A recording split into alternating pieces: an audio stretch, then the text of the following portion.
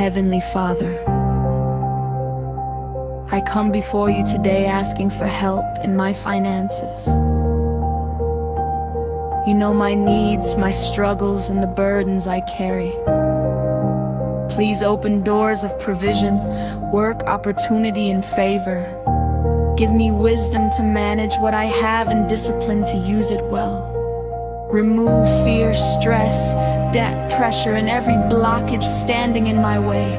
Virgin Mary, loving Mother, pray for me and bring my needs before your Son, Jesus Christ. Bless the work of my hands. Increase honest opportunities and lead me into peace. I trust that better days are coming. Amen.